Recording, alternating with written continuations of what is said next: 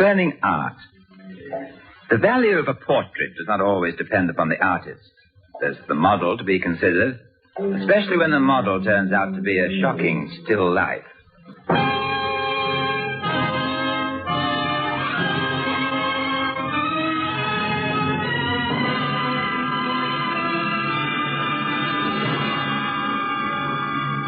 And now, the private files of Rex Saunders.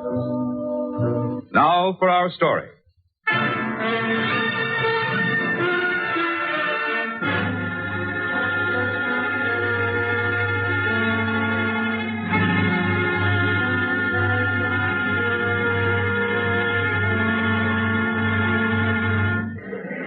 The portrait hung in the window of one of those little out-of-the-way art shops that help give Greenwich Village its bohemian air. I was about to move on, but something held me to the spot. There was a strange fascination about the girl in the painting. She was uncommonly beautiful, but there was the unmistakable mark of doom on her. It was in the eyes, two bottomless black pools. You think she's beautiful, don't you? I turned and saw her standing next to me. She'd come out of the shadows unnoticed. She was cheaply dressed, and her face was partially hidden by a scarf she held to it. Everybody thinks she's beautiful. You do too, huh? You mean that portrait? I mean the portrait. Her. Well, to be frank, it isn't her beauty that interests me exactly. It's the look about her. The look of death. Yes, that's just what I was thinking. The artist called the picture The Passing Over. He was thinking of death. You seem to be familiar with the work. Yes, familiar. I come here every day to look at it. I come after it gets dark. I don't go out in the daylight anymore. I sit in my room. I sit and wait for the dark to come. I'm like something dead. Well, you really shouldn't keep yourself cooped up like that. You're much too young. Young and attractive. That's what you were going to say, isn't it? Something like that? Yes, something like that. Well, look at me, mister. Take a good look.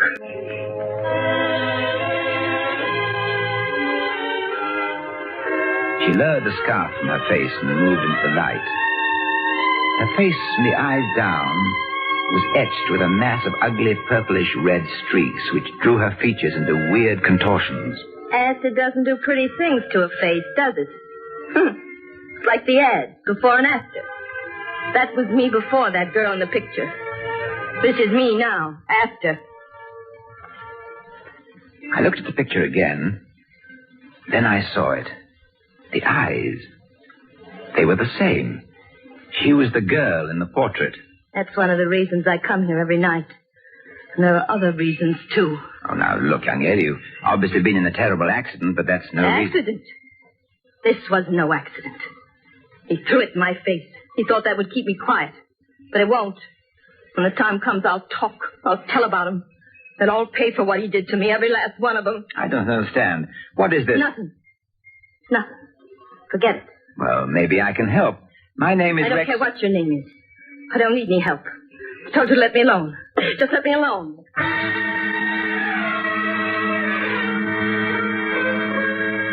She hurried down the dim-lit street.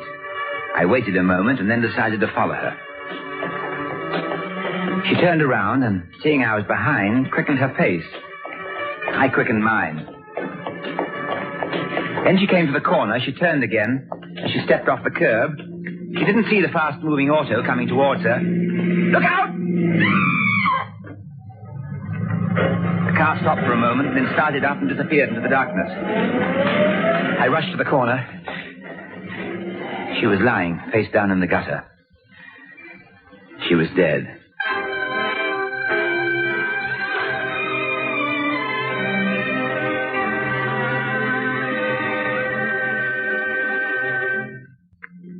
I did what had to be done. I made my report to homicide. And then Alec picked me up in the car.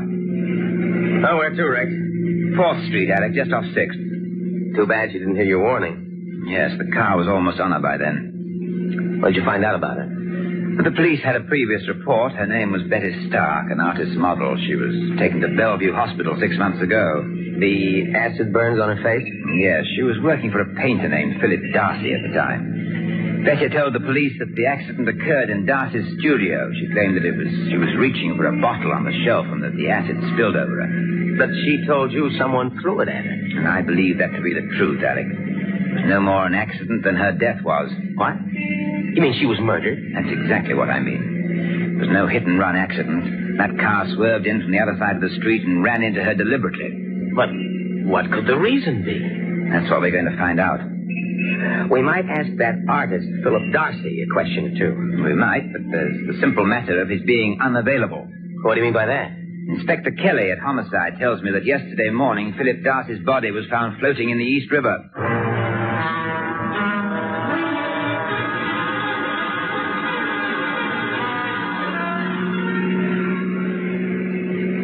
The artist and the face-scarred model were both dead, murdered. There were no obvious motives. There was nothing to go on. But there was that strangely fascinating canvas which hung in the window of the village art shop. Well, Rex, what do you expect to learn from a portrait? Well, you can never tell. The shop's just down the block a bit. Here, right here.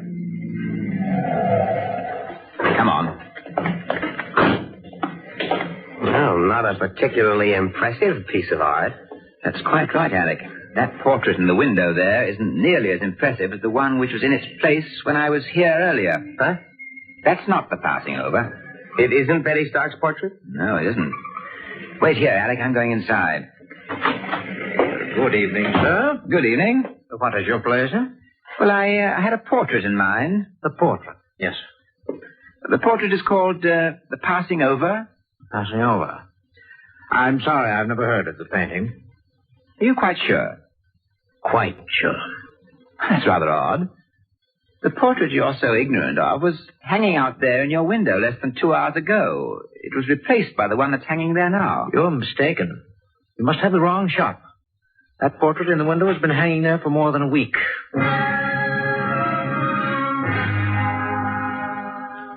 I was sure the proprietor of the art shop had the answers to some of my questions, but I decided to wait for a more appropriate time to press them. I had Alec drive me around the block quickly, and we parked further along the street with the shop in good view. Then we waited. A few minutes later, the shop went dark, and the dealer came out with a large package, undoubtedly a wrapped painting, and got into a waiting cab. We followed the taxi through the narrow streets of downtown Manhattan. Then it turned south onto the East River Drive, and finally the cab pulled up in front of a deserted pier. There, he's getting out of the cab, Alec. I wonder what he's up to down here. Come along, Alec. Stay close to the wall here. I don't like this. Heaven knows what sort of a mess this will get us into. Heaven knows, Alec. Whatever it is, it can't be a... Wait. What is it? He's climbing down that ladder alongside the wharf. There must be a boat waiting for him. No, I can make it out down there. There's no boat. Well, then why did he... Hurry before we lose him. He's disappeared into the water. No, don't be silly. There's a ramp at the bottom of this ladder. It runs under the pier. Now I'll go down first. Come on. Yeah. Watch your step. What now? We're going under the pier. And be careful. This ramp we're on is rather shaky. Ready? Yeah, but most unwilling. Hey, it's awfully dark down here. Yeah, but just watch your step and stay close behind me. Hold it, Alec. What's wrong? Look ahead. It's a flashlight. And there's another one. Where? Over there to the left, out towards the end of the pier. They're both blinking on and off. Signals. Hey! Down, Alec!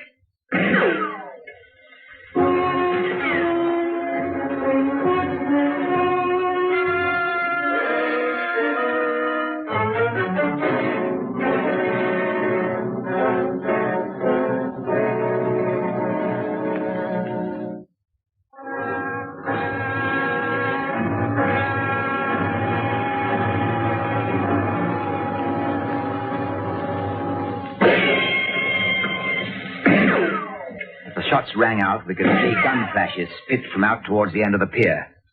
The flashlight nearest to us went out. Then Then we heard the engine of a boat start up and fade off up the river. You all right, Rex? Yeah. What's it all about? First the flashlight signals, then the shots.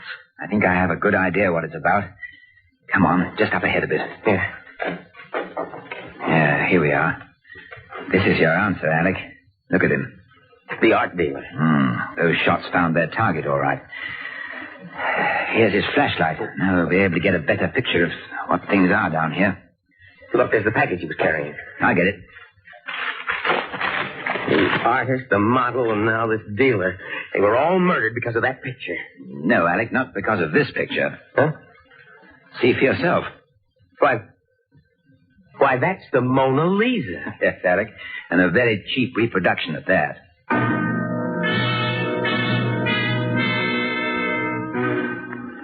While Alec went to notify homicide, I searched the murdered man's clothes. As I was looking through his wallet, I heard a creak in the ramp board behind me. I turned quickly, but not quickly enough.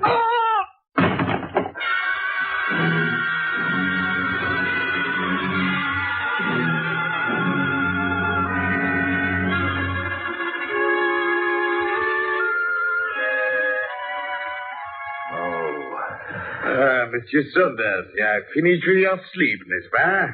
Yeah. I suppose my waking up will have its disadvantages in this case. I take it I owe my eclipse to you. Oui, monsieur. To me. It was necessary at the moment. Forgive me. I did not know who you are. Monsieur Rex Saunders. Well, you won't hold it against me, You make the joke. Very badly. We are brothers, monsieur. I am Marcel Jouvet, French security. Police? Oui, monsieur. I see that for which you go to the dock this evening. I was at that dock trying to track down a murderer. Frankly, I can't see where the French surety fits in that. You are correct, monsieur. I do not seek murderer. It is the painting I've come to this country for. What, the passing over? Oh, no. I do not know of such a painting. I have come here to find the Renoir. Renoir? Oui, Renoir. An early work of the master. It was stolen from the museum at Lyon. And you traced it here to New York? Finally, monsieur. Would you mean to tell me that the Renoir was in that little art shop on 4th Street? I believe it was there. I was thinking, monsieur. Yes? Perhaps we two, working together, could meet success. Well, perhaps we could. Then it is agreeable? Very well, Monsieur Jouvet. It is agreeable.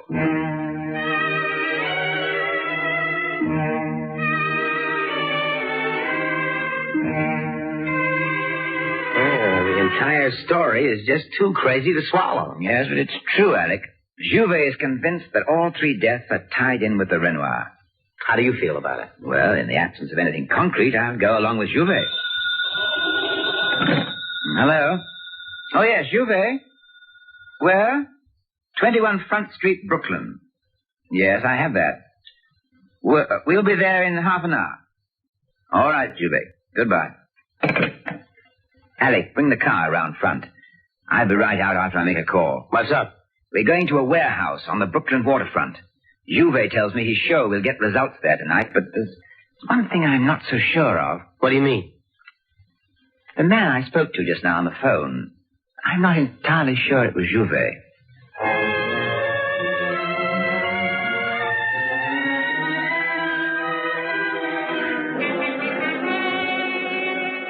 I called Jouvet's hotel.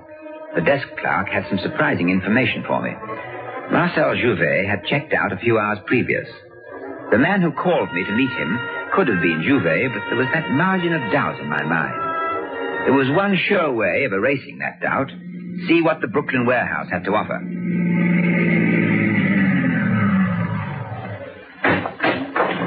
Rex, at the risk of sounding monotonous, I don't like this.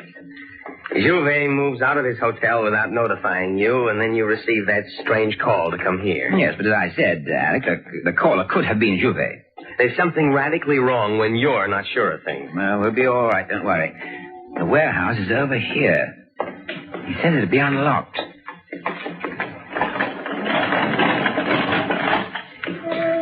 Well, this place is empty. Well, wait to go upstairs. And what's supposed to be up there? Juve said the answer to all our You questions. stand where you are. One move for me, the one of you get a back full of holes. Okay, now turn around. Slow. He doesn't look a bit like Juve, does he, Alec? Juve couldn't make it. He got a sudden call out of town. In that case, I suppose we may as well leave. Yeah, sure. You leave. My way. That sounds unpleasant.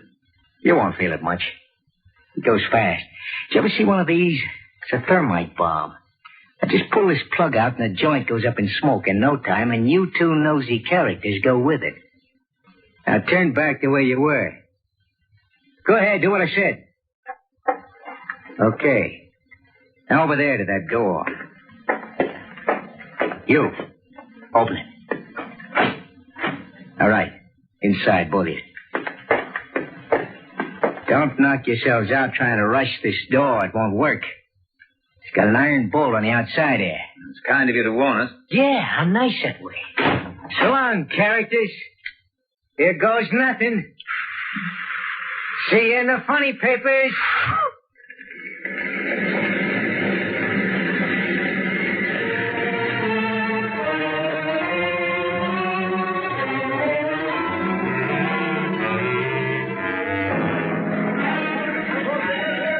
How are you now, Alec? I'm all right, but still a little shaken. It was a miracle we got out of that trap alive. No miracle. A simple telephone call did the trick. A telephone call, but After I found that Juve had checked out of his hotel, I phoned Inspector Kelly at Homicide. A squad of his men had the warehouse surrounded when we arrived. Well, that was a bright idea, to say the least. I take it the inspector's men have our firebug friend well in hand. No, Alec. As a matter of fact, let him slip through their fingers. What? Purposely. That's my special request. But he's being watched closely. I want him on the loose. He'll be of more help to us that way.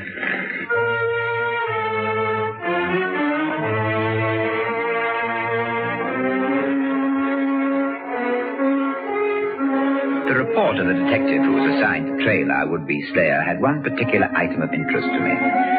Subject visited Nagel Art Galleries at 9 a.m. So Alec and I hurried over to the Nagel Galleries. The marble halls were busy with the chatter of critics, dilettantes, lovers of art for art's sake. We made our way through the crowd, taking in each painting in the exhibit. And then I saw it. Oh, what's the matter? Why'd you stop? That painting hanging to our right. It's the passing over, the portrait of Betty Stark. Then we certainly came to the right place, eh?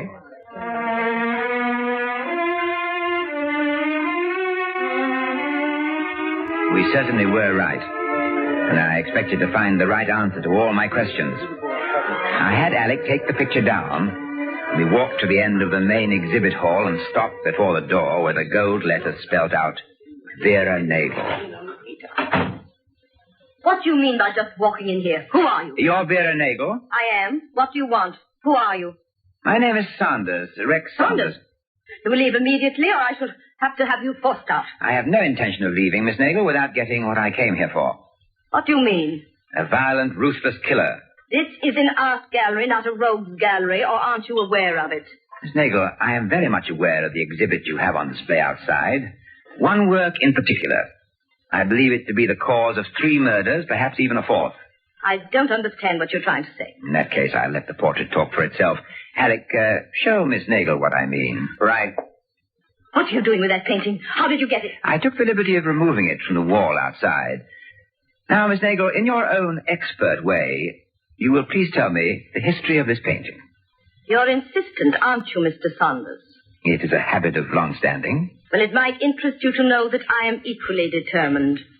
At the moment, I can't see how you can afford to be. Then in that case, suppose you look a little closer. Oh. And I know how to use this gun. In my own expert way. Taking up where your man left off at the warehouse last night. That's right. I'll finish what Sid left undone.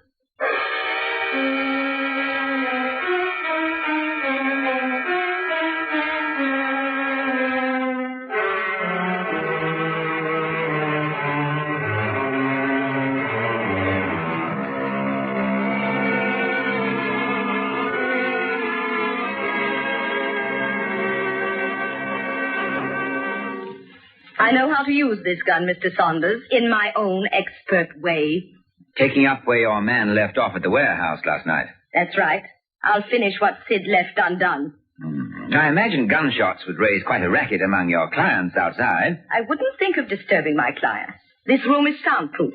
Oh, the lady thinks of everything, Alec. No, unfortunately. In my business, you have to. And I assume, Miss Nagel, that murder is a good part of your business. When necessary. And at a time like this, it is most necessary. You are all right, Monsieur Saunders? I'm all right, Jouvet. Jouvet? I was in time. This good, n'est-ce pas?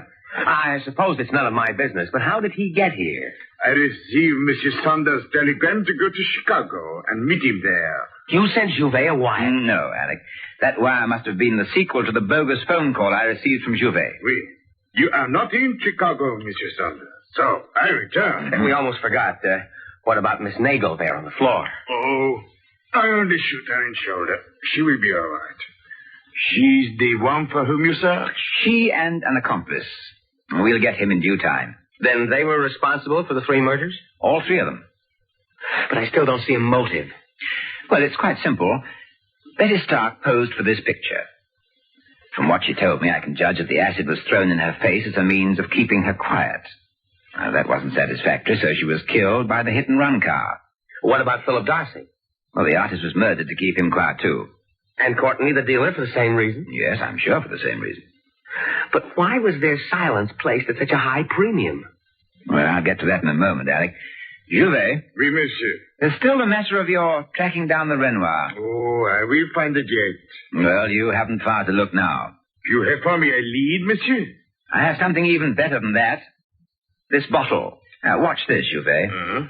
This should be of special interest to you. I rubbed some of the liquid from this bottle over a portion of the portrait, like this. Monsieur, what are you doing? There. Look, Jouvet.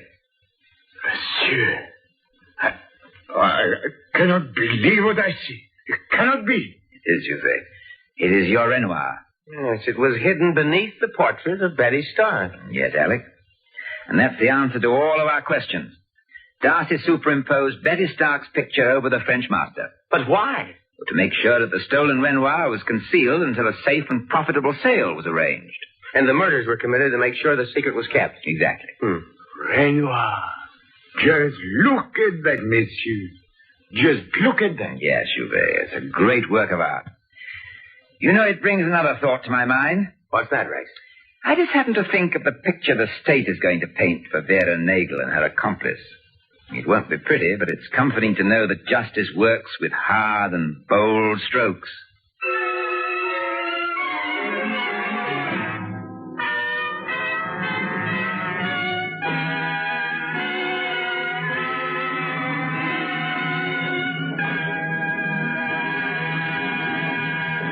The Private Files of Rex Saunders.